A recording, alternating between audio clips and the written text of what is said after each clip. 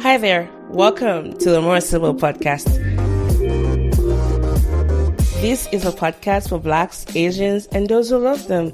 I am Mo, and I am your host, ready to spark your curiosity as I take you on this adventurous ride of exploring cultures through the stories of my guests from all over the world. On this show, we get really personal, discussing salient issues that are relevant to our contemporary age and also building community around them. As our guests exercise courage and vulnerability in sharing their life's experiences, we hope that in turn you are inspired by them and that you get the courage needed to set your own stories free. Enjoy the ride, and thank you so much for listening.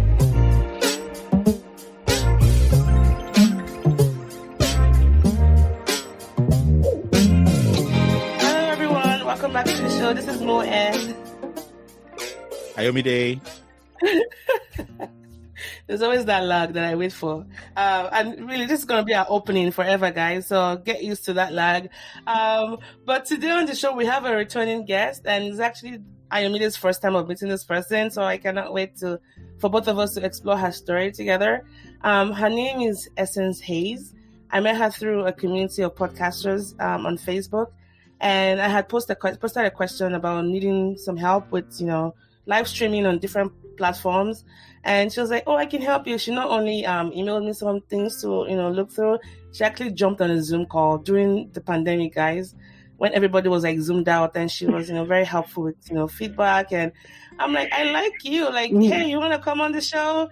And she did 2 years ago. We talked about motherhood because she just recently had a baby not so long ago then. Mm-hmm. And now her baby's like 3. And, anyways, without further ado, you're going to hear so much about her. And by the time you're done, you'll probably be smiling the way I'm smiling right now, just thinking about how great of a person she is. So everyone, please join us in welcoming Essence Hayes back to the podcast. Hi, Essence. Hi. Thank you. Welcome to your Essence. Yeah. Thank you. I'm happy to be back and share more. I'm happy to share my story and talk to you guys. Thank you. I know when I asked you recently, hey, you want to come back? Because you posted some pictures on Facebook recently about your daughter's birthday. I think what blew my mind was just the amount of gift packs. I'm like, I know this girl just moved. How come? No, it's not even for her birthday. It's her daughter's birthdays. And how come her daughter has this many guests at the party? I need to bring her on the show. How is she doing it? So we're going to just let the cat out of the bag. Essence moved to South Africa. No, she's a New Yorker, guys. Born and bred. New Yorkers are a different breed of people. I live in the boondocks. I live, in Oklahoma. And I know Emily can relate because he lives in Ipswich. That which we can make a lot of jokes about that. But New Yorker moving to York. Wow. Johannesburg in South Africa. Every day with your spotty internet, you had it coming, okay? I mean, you should like, the sub. That is I don't cold. know. It's like a sub-city. I think that's where you live. I don't think you deserve a zip code or even like a municipality. But anyways, moving from New York to South Africa, we have a lot of questions to ask. Just, maybe start getting started with what precipitated the move, and then also why South Africa?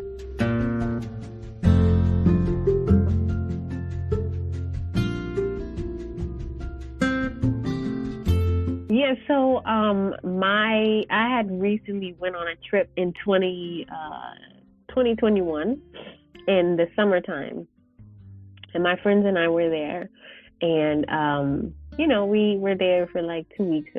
We went to we went to Aruba. So we went to Aruba and we had fun and blah, blah, blah. And then, everyone had decided, and we usually go every year. We take this trip yearly.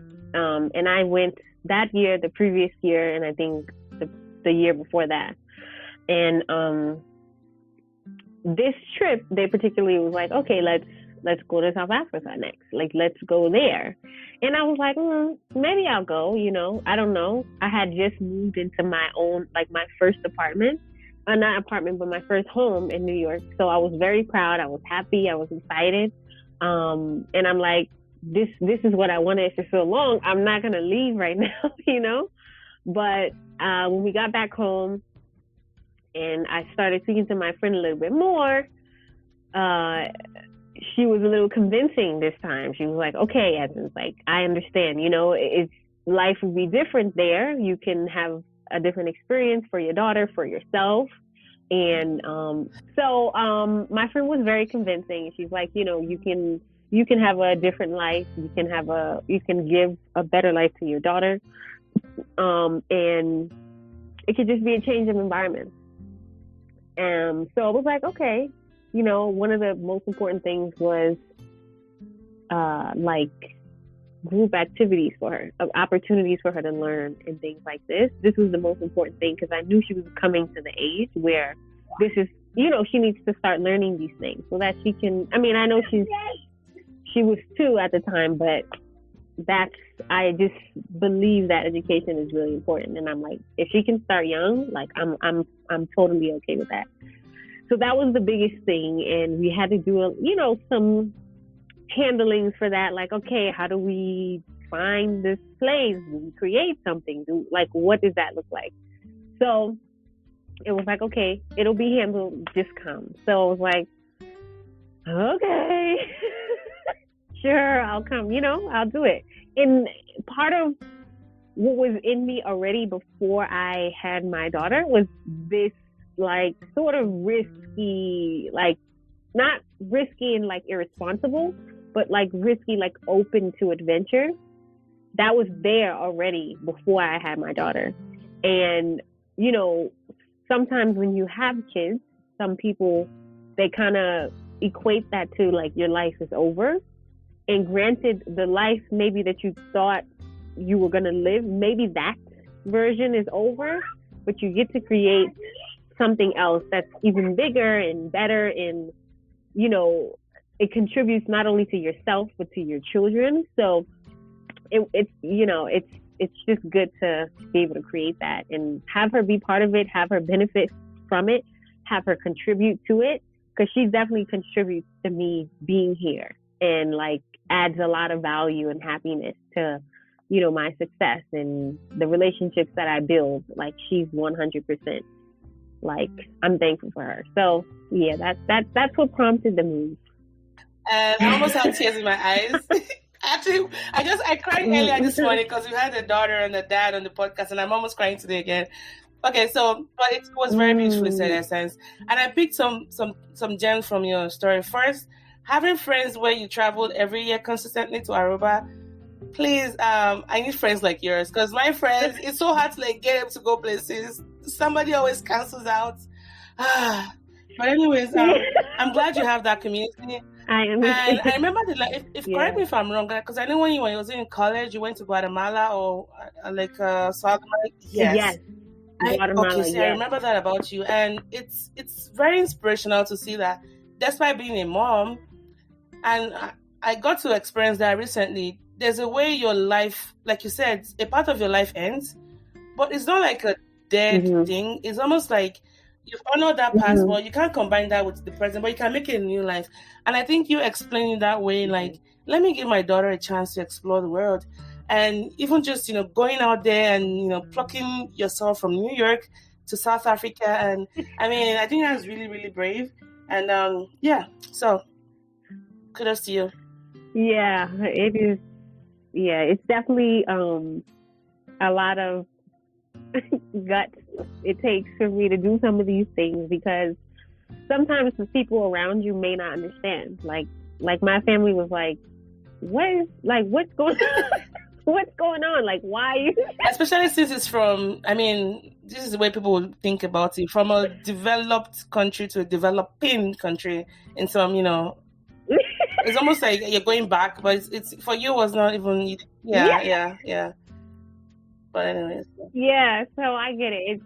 But, when you kind of know what life you want to create, you have to push through a lot of the things. And this is a thing for me all the time, because it's what I would like for my daughter to experience, what I would like to experience, it's not normal for it's not something that is normal from the way that I was raised. So it's this constant like, okay, I gotta push through that. Like I gotta really push through that and like just go, because it's not gonna make sense to my current scene or my previous scene. It's just not gonna make sense. So I have to like, okay, all right, you know. So that's what I would say.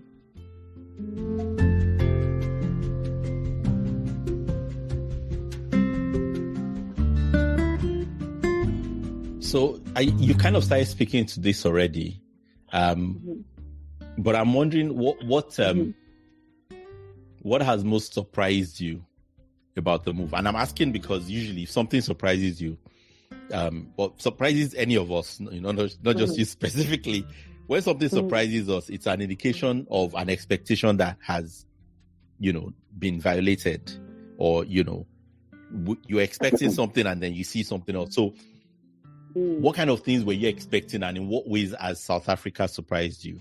And maybe as you speak to that, you can tell us a little bit about some of the things you hoped for to achieve your move. Although, like I said, you started speaking to that already. Yeah. So, one, you know, I, as like you said, living in a developed country and then going to a developing country, that probably was the most surprising thing, with some of the little things that's different. Like that you just don't think about. Like you don't, it's just like, oh, okay, like it should just be like this everywhere, you know? One of the things, and it's little, it's really not a big deal, but it was like, oh wow, you know, like one of the things here in South Africa, and I think it's in other parts of Africa too, or other countries, is something called load shedding. Do you guys know what this is? I don't. Yes, electricity, right? Electricity? Yeah, exactly. I mean, you know, we call it NEPA. Sharing power, like... do you say load sharing? Load shedding. Load shedding. Oh, load sharing, right. You're not going to believe what I heard. What did you hear? I heard something like Mo Chetty. Like, what? I thought that was the kind of thing. Somebody wants cheese.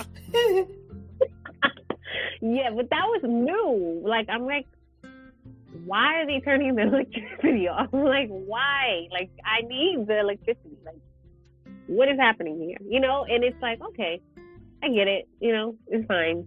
People have generators, so, or at least some of the places that I've lived, they have generators. Some people don't. But I need the electricity because I need to work. That was one thing that was new to me, is this electricity thing. Some of the things were not so, like, a lot of it is like, okay, you're going to have a cultural difference.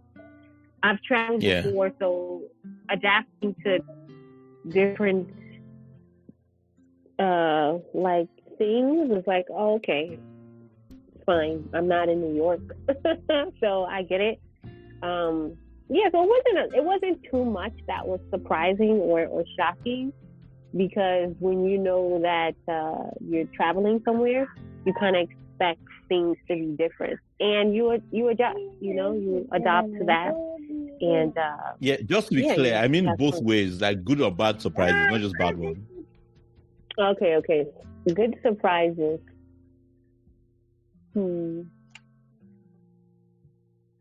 Good surprises. That's a good one.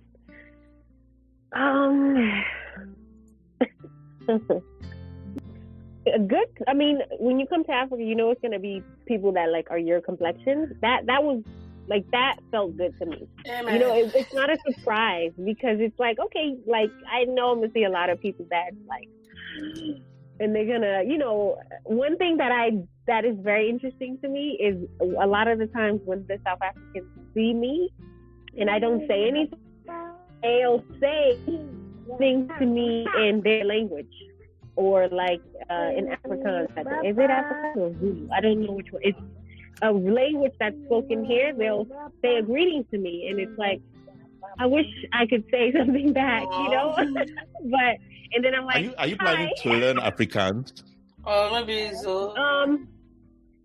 I would learn. You know which one I would learn? I would learn I don't know how to say. Zosa? Zosa? Is that one? XHOSA. I don't even know. Like the clicking of the tongue. Yeah. Yes. I would learn that one. Osa. Okay. Sosa. Osa. Yeah. It's I would no, learn it's that one. Osa. Okay. I think it's Kosa, right? It's Osa. Oh, okay. I think, as I understand it. Okay. So not I a case, like a. It's a click. Osa. So like Osa. I think I know the click sound a little bit because we used to do it as kids. Oh yeah. Not. I can't remember why we used to do it as kids. Not as part of the language, just like it was a thing you did. Yeah.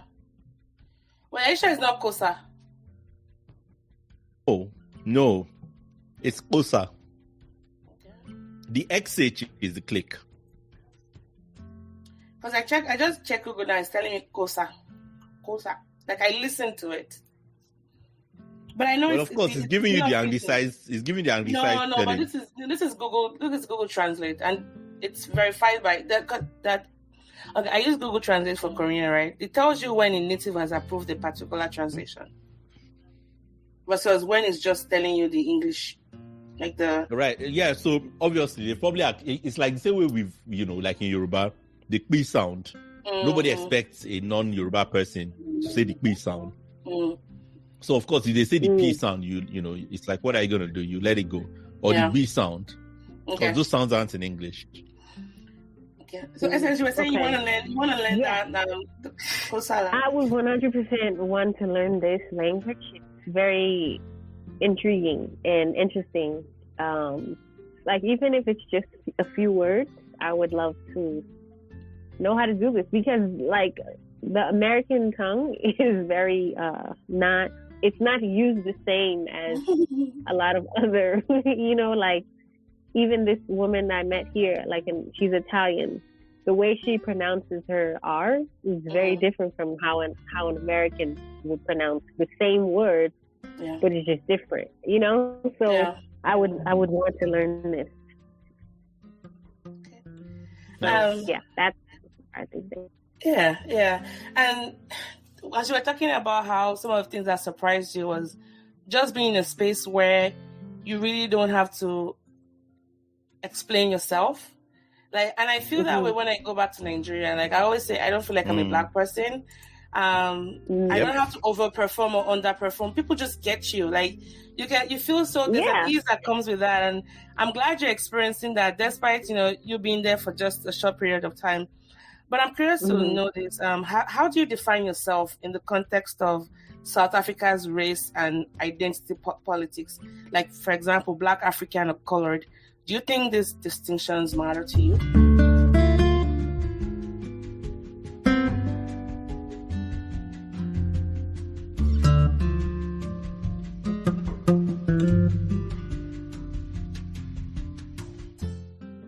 I mean, I would say I'm Black. I think it's going back to the other question. I am sometimes shocked when I hear South Africans or Africans in general say that they're Black. Like if I was born in, I would claim African or whatever the particular culture is. Like, I think Black is an American term to distinguish Black and white and stuff like this. So I would say, I mean, for me, I'm an American, so I would say I'm Black.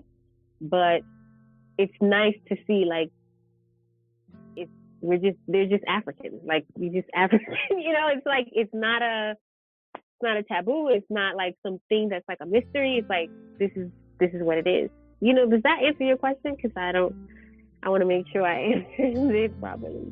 I mean, the answer to that question is really determined by the way you answer it. I wasn't looking for one thing or the other. I just wanted to hear from you, like, what your experience has been like. Because, as you know, and I think that's one question maybe I should have started with was if you even know how politically charged as far as identity politics is in South Africa, where there's a lot of, segregation, even though it's post-apartheid, but then you're still seeing a lot of, Black versus, others. There's the Africans and there's the local groups as well.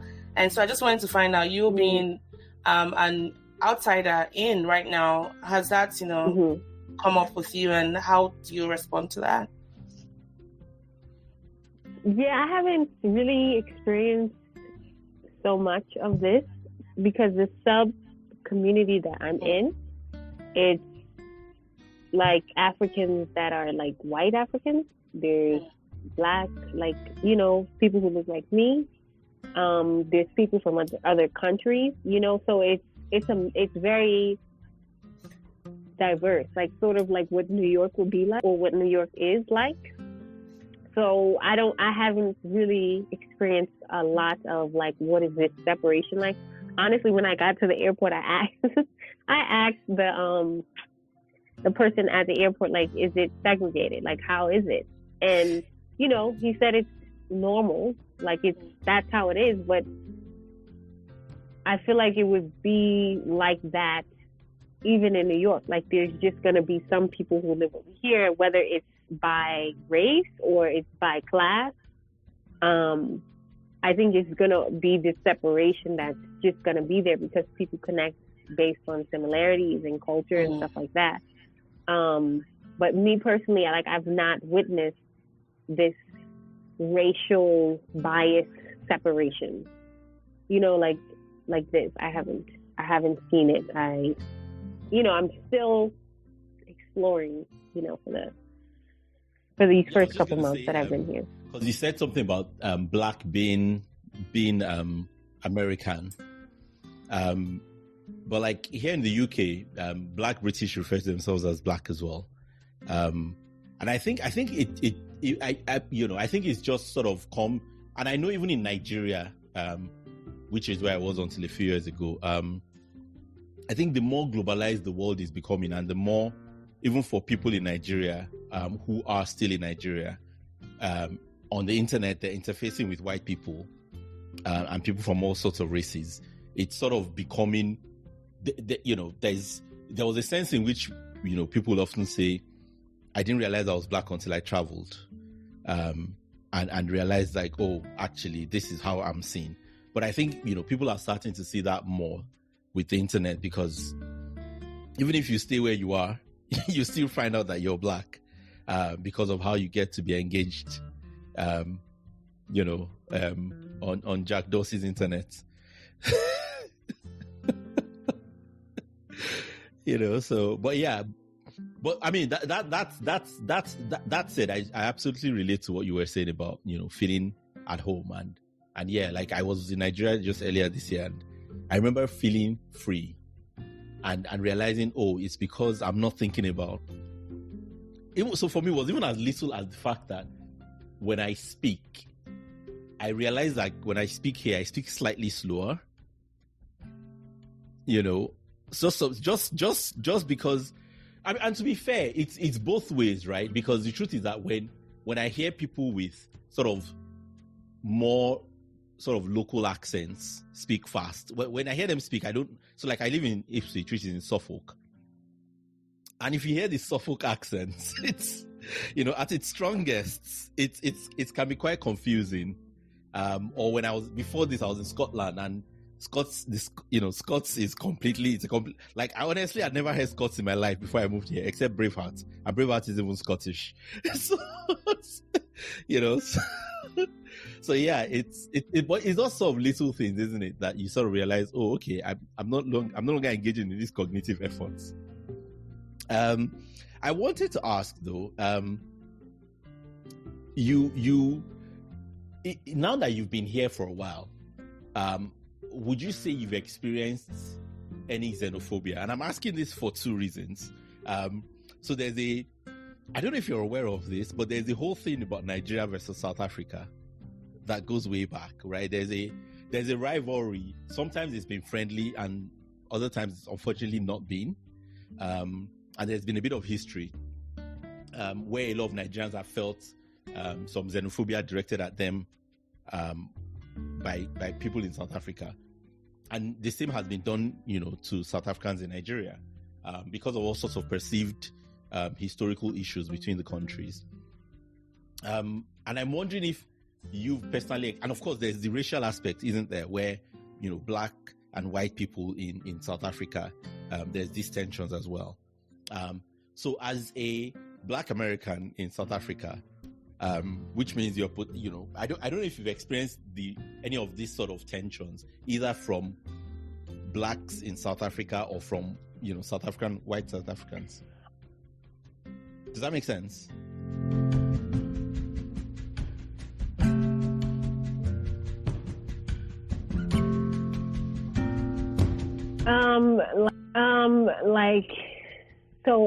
So here's what I can say, because some of these things, like, I have not really particularly experienced, and I'm not, like, it's not an answer that's like I'm oblivious to what's happening. Like, it's not that, because you know how some people like, oh, I don't see race, or I don't see that. Like, that's not even the case. Like, no, that's not what I'm saying. I'm saying literally, like, the area that where I am and who I'm with, like, some of these people, we're connected already, you know? So it's not like I'm in a total, like, you know, I came here and I just found some place and I'm just, like, building totally new relationships.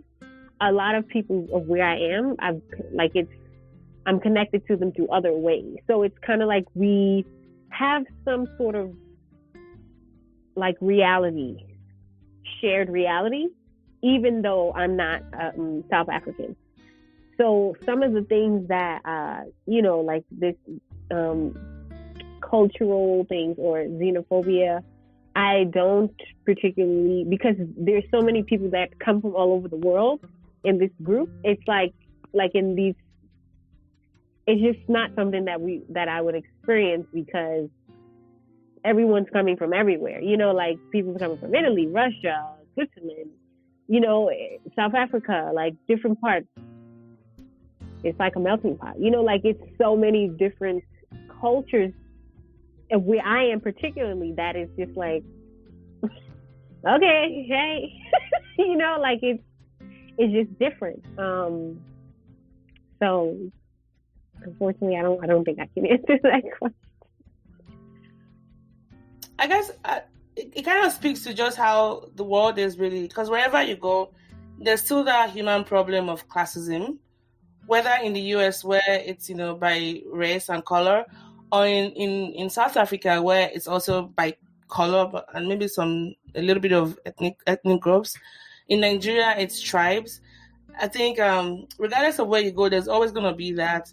And I think also it's how you also navigate those areas. Do you want, we shouldn't be blind to it and be ignorant about it, but how do you want that to really, really affect your life beyond the other things already affecting you? I don't know if that makes sense, but I guess what I'm trying to say is that perhaps it didn't make a big difference to you, because coming from the US and being a Black person in the US, you already have, you know, all of those things you're carrying along with you anyways.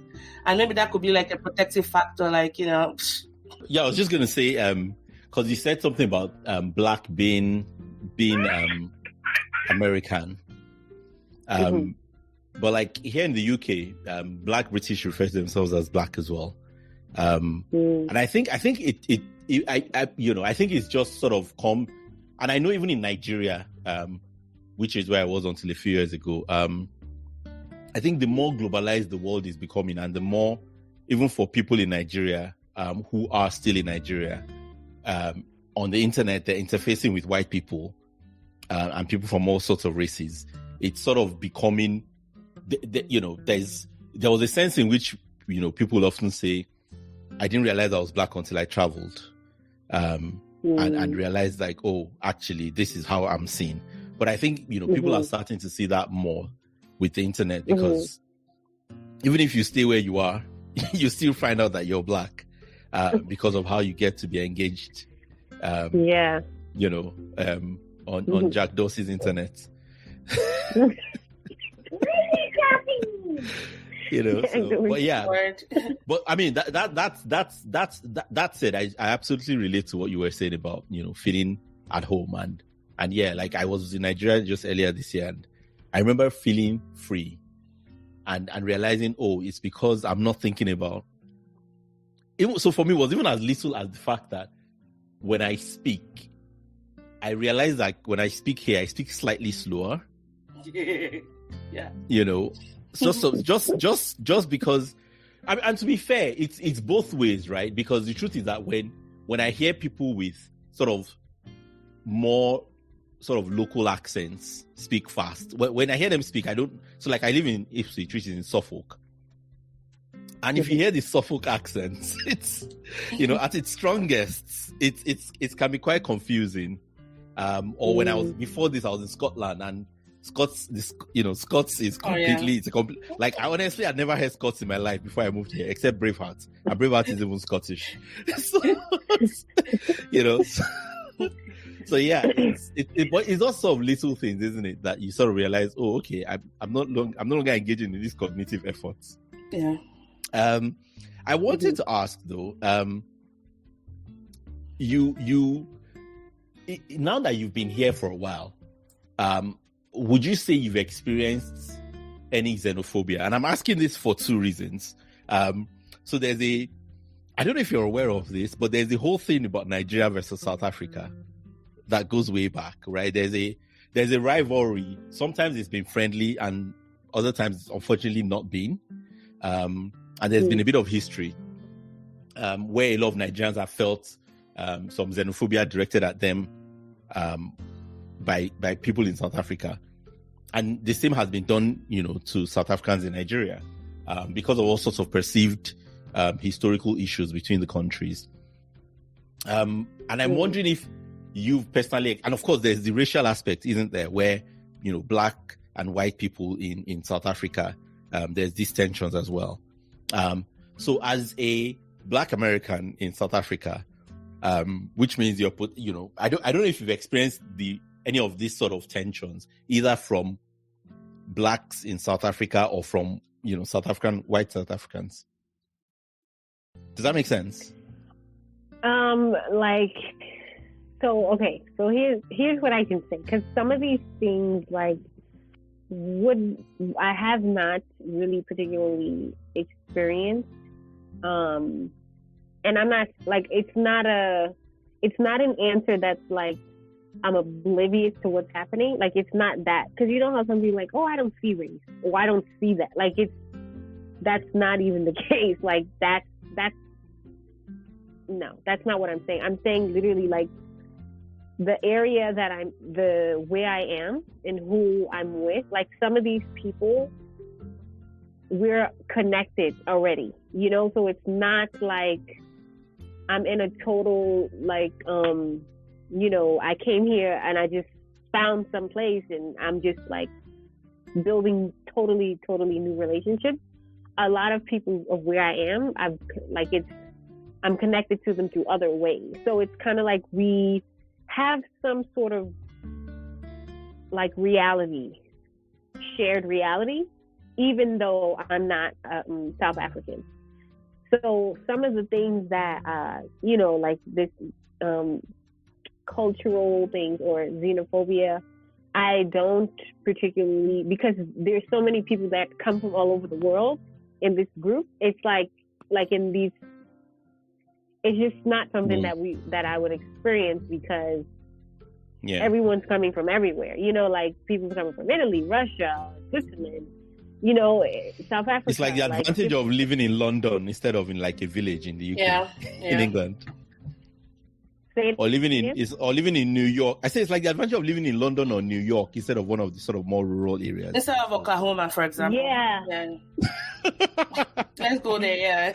Yeah, literally, like, that's probably why I feel like maybe I can adjust so easily, because in New York there's just so many, it's like a melting pot, you know, like, it's so many different cultures, and where I am particularly, that is just like, okay, hey, you know, like, it's just different.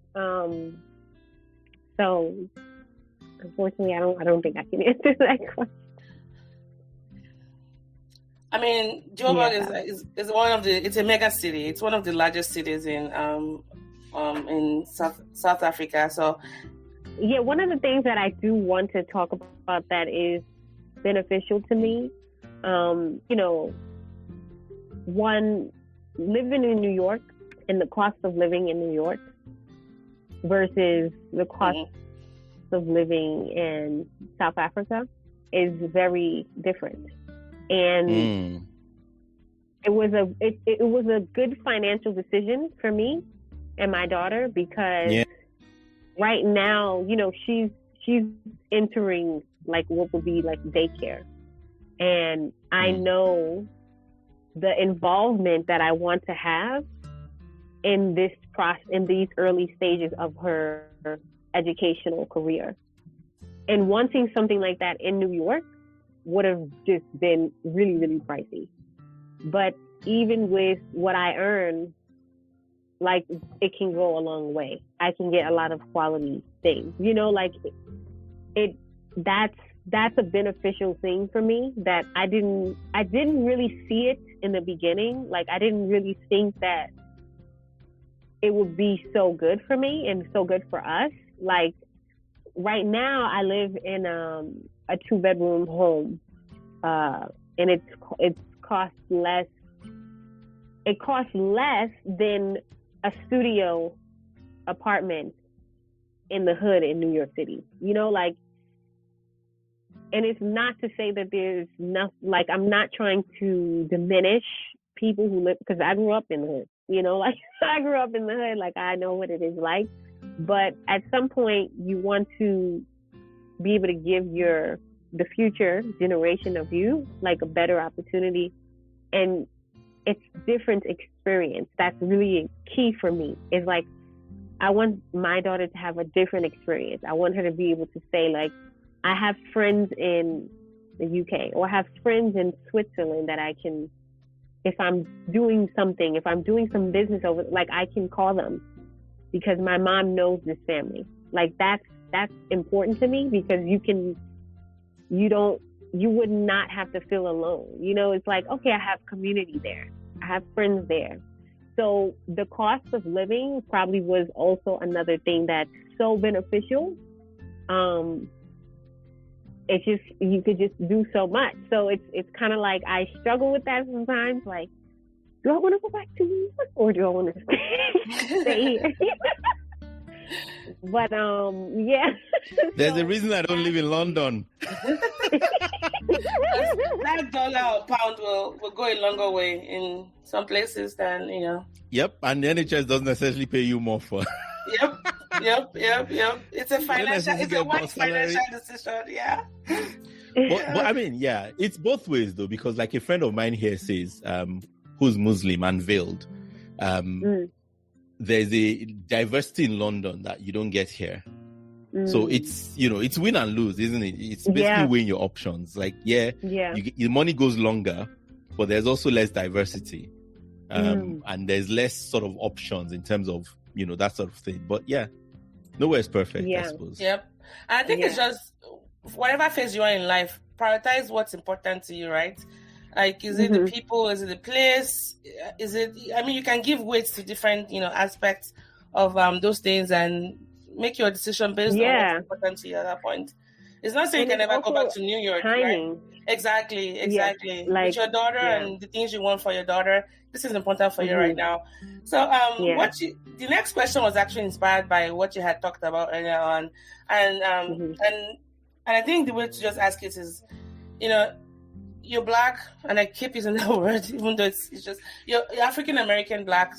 How would you want to be described, by the way? Let me. Does it matter to you the ways? I like Black.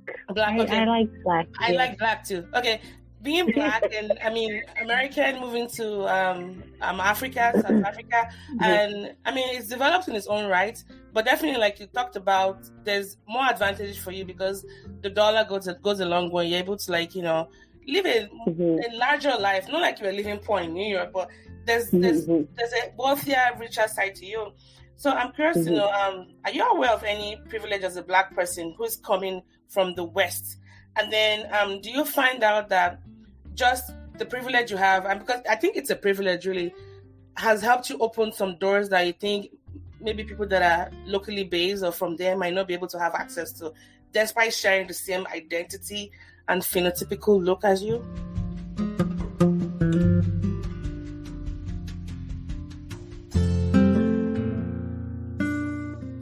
Yeah, I think financially, I think more opportunity, like it's more ease.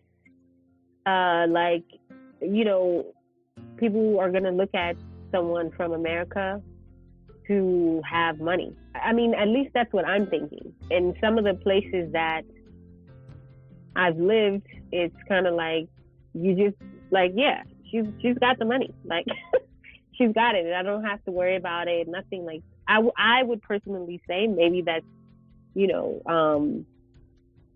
that's a difference, because even in, you know, in America, I'm the same person, but I might be like looked at like a little differently, like, which is kind of weird. Like, to get an apartment in New York, there's so many barriers that you have to experience to get a place, you know? But here it's just like, okay, you have the money, you know, like, okay, you from New York, like, and I try not to say that I'm from New York because I don't want no one to assume that I have money. I say, oh, I'm from the U.S., you know, I just try to keep it there because I just think I sort of would like to blend in a little bit more than stand out in that aspect. Like, I don't want it to be like, oh yeah, we're gonna do this differently than maybe someone else. Does that make sense? Oh yeah, it does. And thanks for saying that. I think it's a balance. Is a balanced response. Yeah. Mm-hmm. Yeah. Yeah. So, speaking of our guests earlier on, oh, and there she is. How have you found? So, how have you found it raising her? So, what I wanted to ask is really about, first of all, like community and how that's been for you, finding community, building community. Because I think for anyone who travels and relocates, making communities is a massive challenge, isn't it? And that's even if you've traveled within the US, you don't have to travel. I mean, the US is big, or within any country that's big enough where moving to a different state is like hours and hours away. But even more so moving to a different country where the culture is different, the language is different in some ways, and all of that. Making and building community is something you can't take for granted in the way you can in wherever it is that you grow up. But then obviously as a parent, that becomes even more important, because now you're thinking not just of building community for yourself, but building community for your child. And sometimes they're not this, you know, ideally they should be the same community. Sometimes they're not, for all sorts of reasons. This is a good question. What's this process been like for you? What have you found? Again, what have you found pleasantly surprising? What are you still looking to add, like in terms of elements?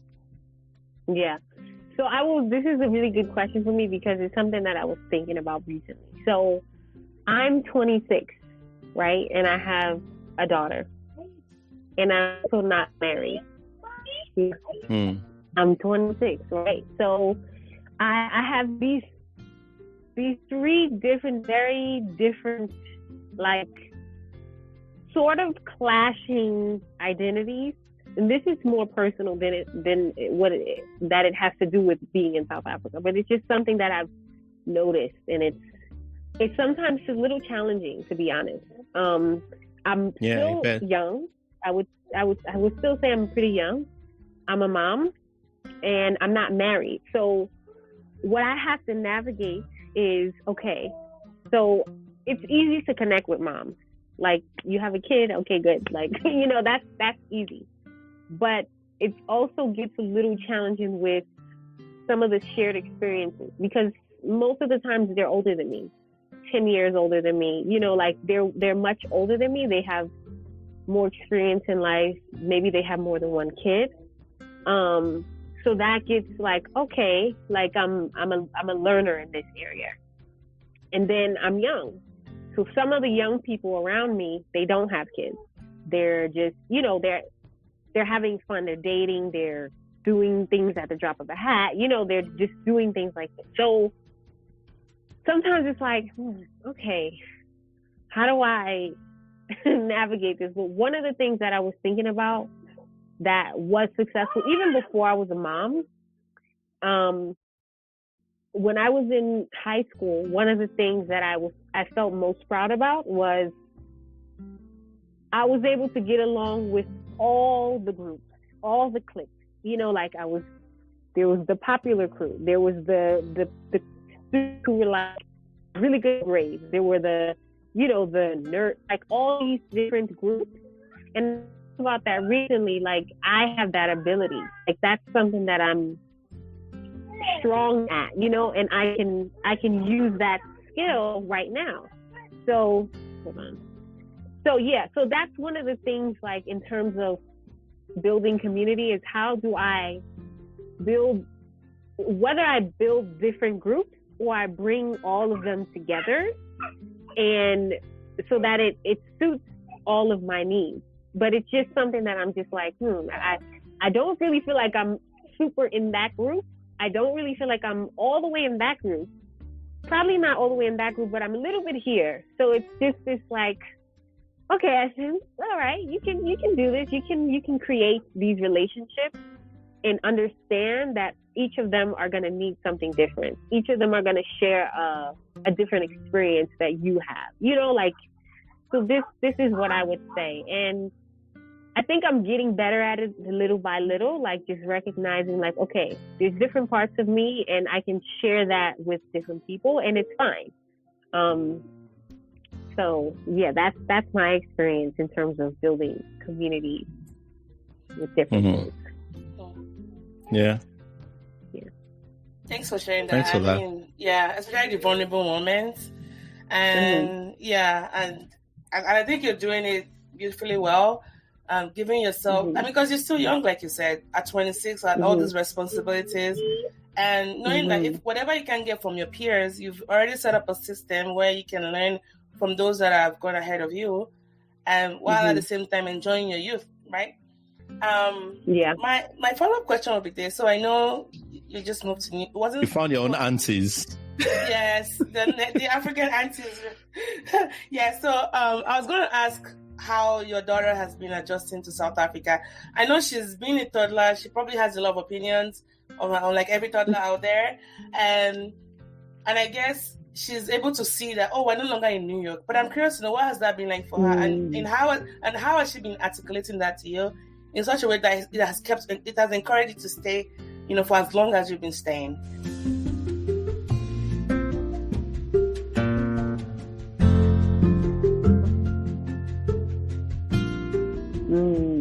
Yeah, so she's really adjusting well, and I'm really, really thankful for that, because it could have went another way. Like, she could have hated it, and that would have changed my decision. That would have changed how things went.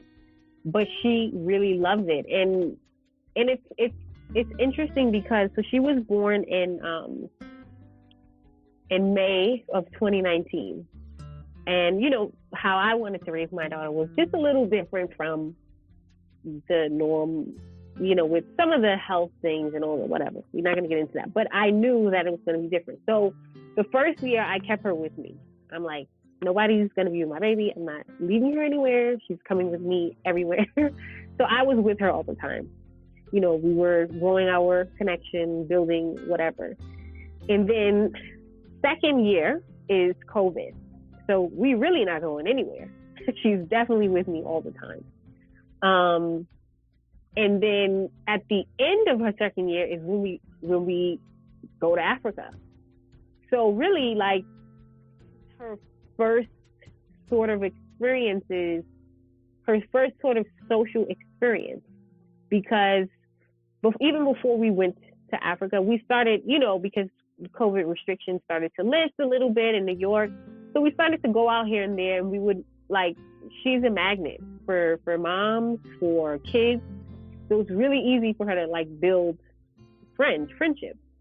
But shortly after that, we came here. So she spent the most time developing socially here in Africa. And that's her first experience. So she loves it. She's always like, we in Africa. And I'm like, yeah, we are. We are in Africa, you know? So she knows we're here. She knows we're not in New York. I think if we did stay in New York for this time, she would have had a different life. Like, it just, the people are different. The experiences are different. The vibe is different. So she would have had a different experience, and she would have been a little different. I mean, her at her core self is still going to be there, but it's going to be expressed differently. It's going to be articulated differently. It's going to be felt differently. So I know she knows in Africa. I know she's having a great time. And I'm thankful that she is, because it makes it better for me as well. And I mean, New York is not like Oklahoma. So I guess even if she had stayed in New York, the commonality there will be you. And given just how intentional you are about parenting, she'll be fine. But I'm very happy that she gets to do that in Africa, because, and I say this, we're so socially cohesive, that idea of community. So even if you're to leave South Africa today and go somewhere else tomorrow, guess what? Her foundation is strong, right? She knows what it's like to do life with people who are together. Because I think sometimes that fabric is lost in this side of the world, where people are so focused on the individual self. You forget about the collective, the advantage of being in a collective system where you can do life together and, you know, also improve your mental health on so many levels. So I think that's a gift you're giving, and kudos to you on that. Thank you. I'm happy you said that. Like, it's different. It's a focus on individuals, and then there's a focus on the group that I think she's learning. And even myself, I'm learning. You know, I grew up in New York, so it's every man for themselves. You know, like it's different here. So we're both growing and learning, and I'm just happy we get to do that together and here. So nice. Look at you smiling, Mama. I like that. I mean, we're kind of rounding off here, but I think it would be nice to highlight your entrepreneurial side. So the last time you were on the show, I think you had the Savvy business, like a virtual assistant. And in following your Facebook, I know you've devolved since then. I don't know what you're currently doing right now, so feel free to highlight that. But I'm curious to know how you've been able to keep that going, being in a new land where you have to like set up some infrastructure and also make some good money to be able to put food on the table. So maybe just talk about some of that a little bit. I started I don't know if I shared this the last time, but I think it's, as I started to, you know, as I'm meeting people and they're like, oh wow, like really impressed. And I have to like tell them like my journey. I started to realize, like, honestly, if it was not for me being pregnant and having my daughter, I probably wouldn't have been doing this entrepreneur stuff, because I remember the day very, very clearly. I think I was working at a bank in Maryland at the time. And I knew I was going to have to come off of work. Like, I can't work forever, you know, like being pregnant, and then the time that after pregnancy and then coming back to work. So I knew this thing was going to happen, and I'm like, okay, I want to still earn. Like, I want to earn money still. I want to be active. I want to, you know, work. And I'm like, how am I going to do that? How can I do that? And I know one of the skills that was very brought to my attention, like a lot before, was my ability to understand administrative things, the internet, and like being able to figure things out by using those two things, using the internet and using administrative, this intuitive thing that I had. And at the time, I just pushed it, like I would push it away a lot, because I'm like, why do I have to be doing this stuff? Like, why can't other people do? Like, why is it so easy for me, but it's difficult for these other people? So I pushed it away and I neglected it for a long time. But this day, I was like, what can I do to earn money? And it was like, just be a virtual assistant, like just do it from home and do the things that you already are doing, but you're just going to get paid for it. And I was like, okay, shoot, this is going to be the last time I work like at a job. And I don't know if I believed myself at that point, but it's what I said. So I credit my daughter, because I don't know if I would have just done that just randomly. Maybe I would have, who knows? But anyway, that's what prompted that. So, like I said, I was still sort of like pushing this thing away, because I'm like, I always knew I had like a more creative urge. And I want to like clearly state something, because before, people would always, like, I would always hear this thing like, only some people have a creative urge. This is not true. This is not true at all. Like, we all have it. It may express itself in different levels, in different forms, whatever, but we all have that. And I had to realize that mine's come out in a different way. Some people's come out in fashion. Some of them come out in dance. Some of them come out in writing. Like, these are all different. Some of them come out in health. Some of them come out in being a mom. Like, those are very creative things to do. Word. And it's not reserved for a small group of people. I mean, they will agree with that with you wholeheartedly. Yes. He always says that, yeah. It's real. And I had to really realize that for me to get into my marketing career, because I've always known that I wanted to do like video and film. That's really where my heart is. And I had this idea like, well, I'm not a creative. I can't do that. Like, that's reserved for those people over there. So it can't be me. And I finally let it go. And that's when I started unknowingly taking inches towards video, film, learning about like how to record a film, how to shoot in a certain way to express a story, to express a thought, to like all of these things. So long story short, I started doing social media marketing, and it connects later down the line, but I started doing social media marketing literally right before the pandemic. Like, I went to this conference, and I just was like, why am I not going to do this? Why am I not going to try to express myself a little bit more creatively? Because I want that. It's there for me. And then the pandemic hit, and then everybody had to be like using social media, like all this stuff. So I was like, oh, perfect. Thank you. So here's the sign you're waiting for. Fast forward. Yeah. Literally, it was so perfect. So fast forward a little bit, I have a long-term client. I'm with her for like 18 months. We later on ended. But one of the things I was trialing with her was video. Like, okay, like, create this video, shoot it like this. I'm going to edit it like this. Like, I just was testing stuff. I'm like, she's going to love it anyway, because if it does well, then like, she's not going to be upset. It wasn't part of my package, but I'm like, I know that this is what I want to do. And then again, TikTok and Reels and these things started to come up more. And I'm like, why am I not going to take this opportunity? So then I really got into video. I really started, I was taking these filmmaking courses. I'm not creating a film, but I'm creating a video. So it still has similar elements to it. That's very key. So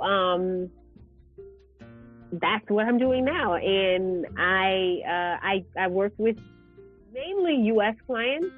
I did start consulting with more South African businesses. I do know the income is going to be a little different, but it's fine, because either way, like, I'm good on each end. Like, if I still have my U.S. clients, I'm still a U.S. resident. I'm not necessarily a South African resident. So it's just working virtually. Some people I did work with here that are from the U.S. So it works all around. It's really fun. Like, I haven't had that feeling about my work, really, like, in a long time, you know? And I just know video and film is just going to be my thing. Like, it comes so easily. It's so enjoyable. And my clients always get results because I've already been doing social media, so I understand that aspect. And I also know how to help someone record a good video and really talk about something in a way that communicates to the people that they need to talk to. So it's just the perfect scenario. Like, it's almost, sometimes I'm like, wow, like I'm really doing it right now.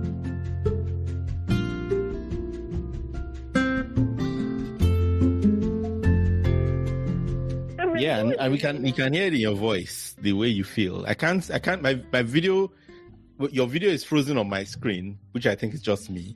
Yeah. But I can hear it just the way you're talking about it. I can hear, you know, I'm sure your eyes are lighting up as you talk about it. Your video is actually frozen on our screen, Ayomide. But I can tell you that she's been glowing all through. Almost. Yeah, I can hear it. I can hear it. Yes. Not as glowy as she was when she was talking about her daughter and all that, but maybe a little bit lower, but because, you know, Sarah is like the ultimate glow. But yeah, she's in her element right now. She's very happy talking about it. Yes. Yeah. We're measuring glows now. Yeah, we're all the glow meters, you know. We're the glow police. Yeah.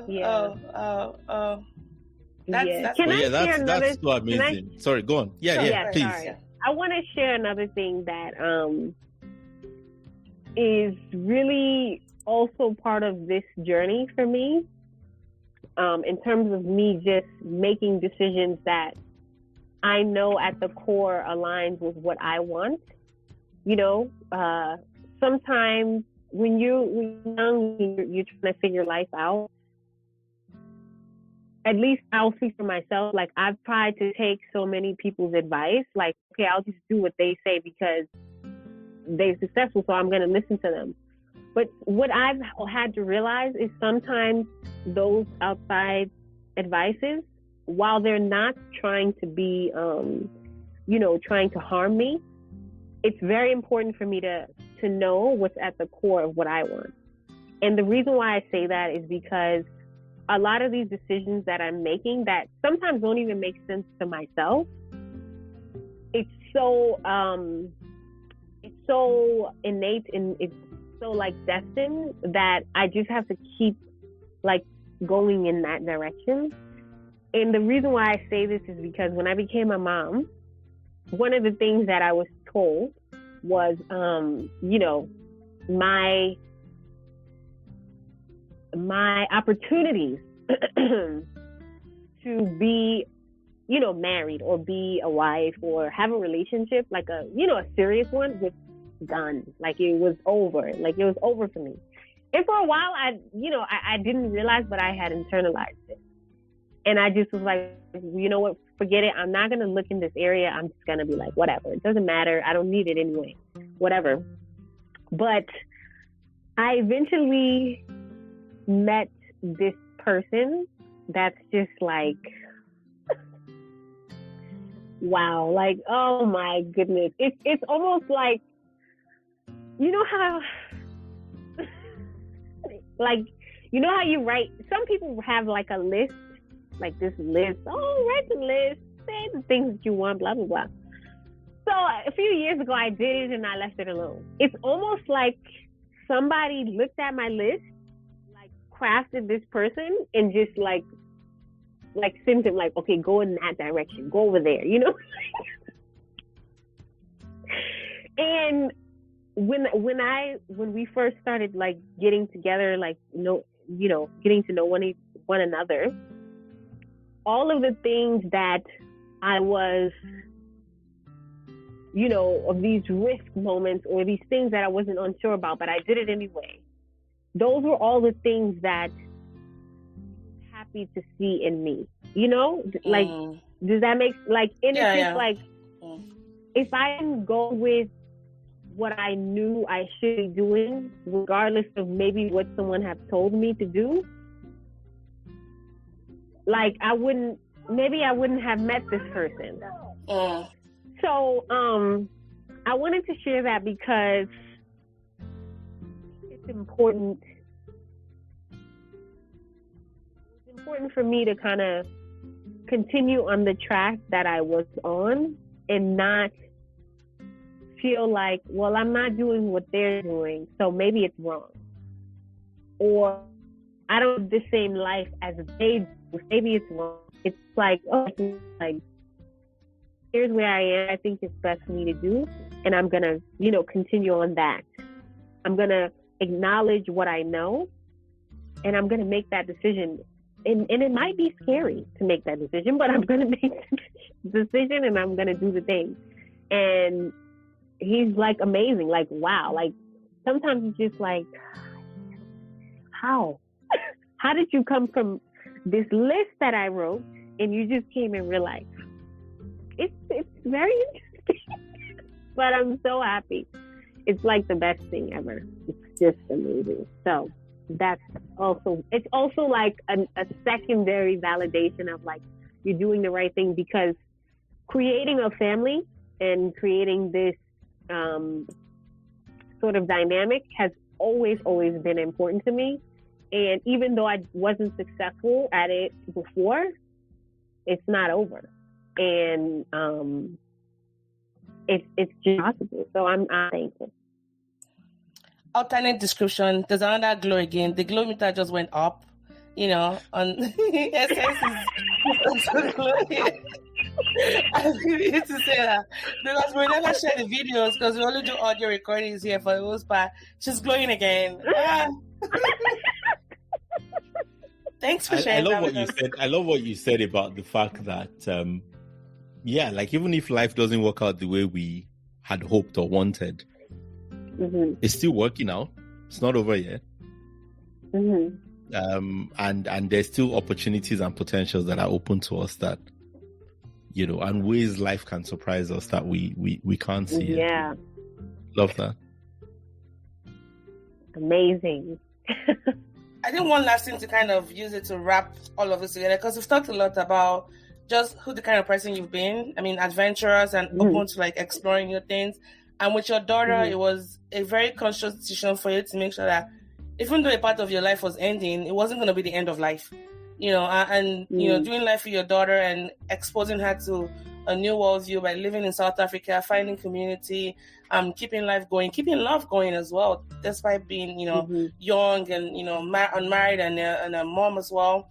I guess, and I want to say this, in past episode of the show, especially when I talk to African and Blacks like you who are, were Black but based in the US, is finding ways to explore the African side of them, right?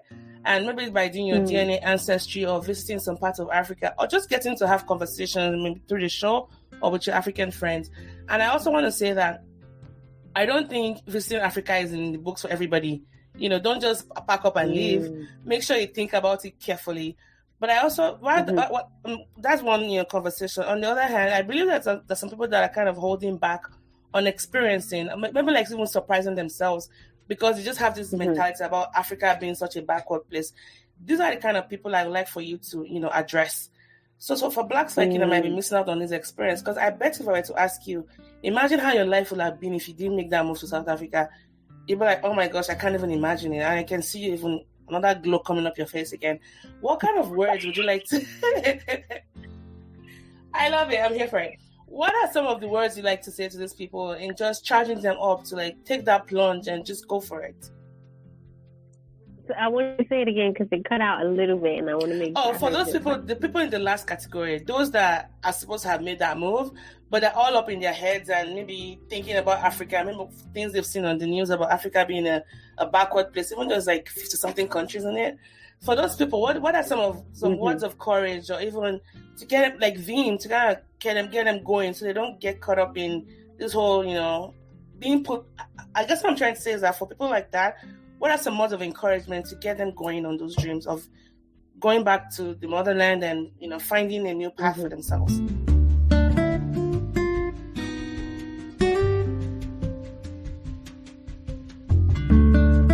Yeah, I think one of the things that I, for myself, had to remove when in elementary school, it was popular to degrade African kids. Like, it was very normal and popular.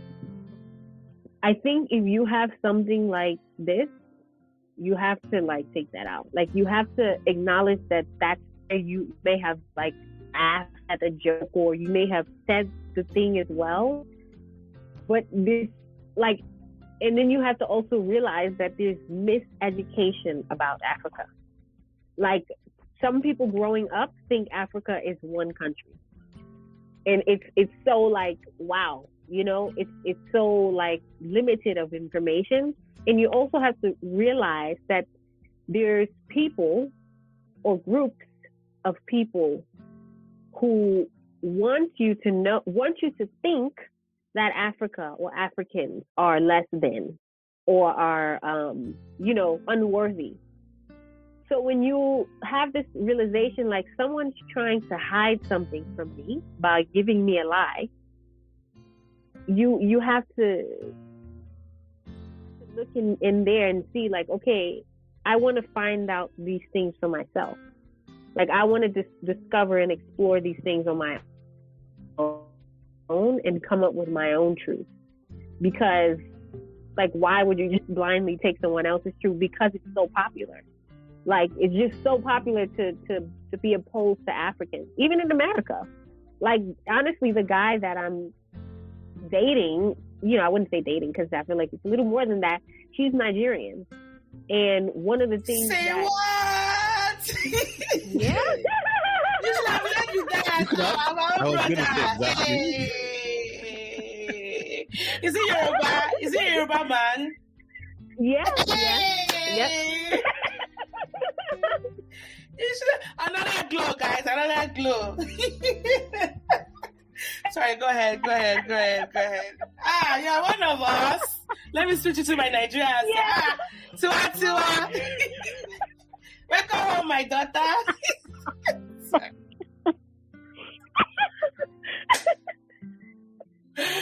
This house is so much fun. It's so funny, but so cool. Like, I love it. So, one of the things that we talked about, like, because, you know, as we're exploring if we're going to continue a relationship or not, one of the things that he said, which was shocking to me, because, I mean, I don't have this viewpoint, but it was hard for me to see how other people would, was some of the American women that he dated had this opposition to African culture. And I was shocked, because I was like, maybe just in my family, like, we're very aware that there's a connection to Africa. So it's kind of like, okay, like, this is just what it is. And then I also had a lot of African friends, like in the Bronx, one of the boroughs in New York City, and in Harlem, there's a large community of Africans from different countries, from different tribes and things like that. So I've always had an intimate relationship with an African person. But when he said that, it was like, wow, I could see how that's true now, that some Americans, even Black Americans, would have some false information, some opposition to African culture. And it's just kind of like, when you know that someone is trying to hide something from you about Africa, knowing the history of Africa and America, it's kind of like, let me put that aside and let me explore my own. And then you make your own, you know, decision. Also knowing, one of the things that's always interesting to me is, like, when people pin crime on a particular area, like, crime happens everywhere.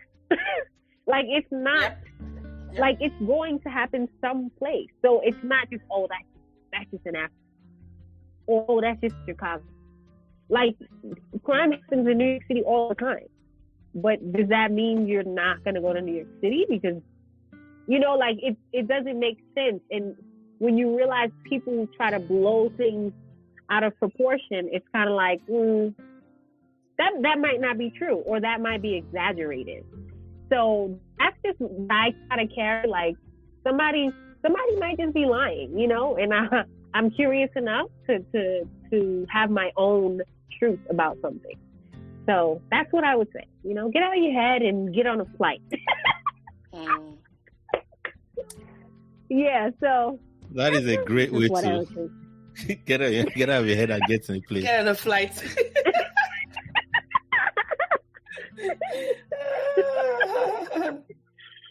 Yeah, so thank you. Thank you.